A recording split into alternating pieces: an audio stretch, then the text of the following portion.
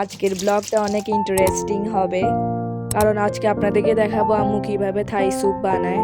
আমার আম্মুর হাতের স্যুপ অনেক মজা, সেটা আমি বলে বোঝাতে পারবো না। তো আম্মু কিভাবে থাই স্যুপ বানালো সেটা দেখার জন্য ভিডিও অবশ্যই লাস্ট পর্যন্ত দেখবেন। আসসালামু আলাইকুম, ওয়েলকাম টু আনাদার ভিডিও। তো এখানে আম্মু প্রথমে মাশরুম ক্যান থেকে নিয়ে ওয়াশ করে নিচ্ছে। আপনারা কোনো ক্যানের ফুড খেলে অবশ্যই সেটাকে ধুয়ে নেবেন ব্যবহার করার আগে। তো এখানে আম্মু দিয়েছে চিকেন, চিংড়ি মাছ মানে shrimp, lemon grass, ginger, mushroom আর ডিমের কুসুম।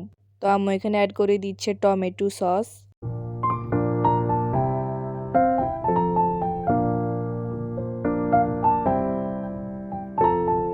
এবার দিয়ে দিব ব্ল্যাক থিক সয়া সস। আপনারা পুরো লিকুইড সয়া সসও দিতে পারেন। পরে আম্মু আদা বাটা, রসুন বাটা দিয়ে দিল।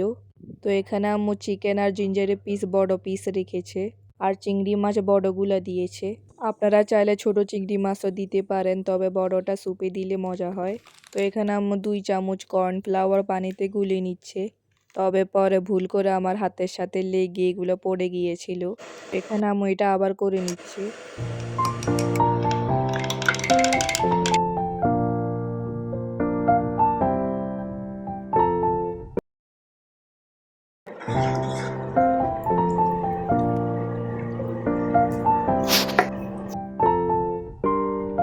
এখানে অবশ্যই গরম পানি অ্যাড করার আগে এগুলোকে মিক্স করে নেবেন।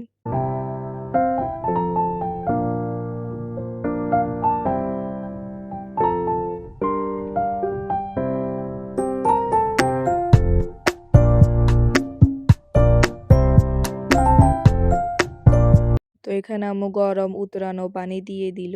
আপনারা কতটুকু স্যুপ চান সেই হিসেবে পানি দিয়ে দিবেন, তবে বেশি দিবেন না, তাতে হয়তো থাই স্যুপের থিকনেস চলে যাবে। তো লাস্টে আম্মু আরও পানি অ্যাড করে দিচ্ছে। পরে ব্ল্যাক পেপার অ্যাড করে দিল।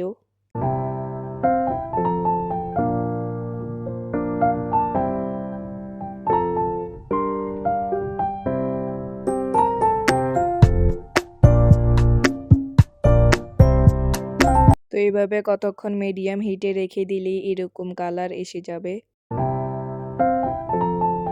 তো পরে আম্মু কাঁচামরিচ কেটে অ্যাড করে দিয়েছিল। পরে ধনিয়া পাতা অ্যাড করে দিল। চুলায় ততক্ষণ রাখবে যতক্ষণ না এরকম কনসিস্টেন্সি আসে। তো এখন হচ্ছে খাওয়ার পালা। আপনারা অবশ্যই কমেন্টে জানাবেন কীরকম লেগেছে এই থাই স্যুপের রেসিপি।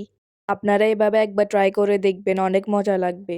তো অবশ্যই লাইক, ফলো, শেয়ার দিতে ভুলবেন না। আর ইউটিউবে সালমা শাকিলা ব্লগ সাবস্ক্রাইব করবেন। আল্লাহ হাফেজ।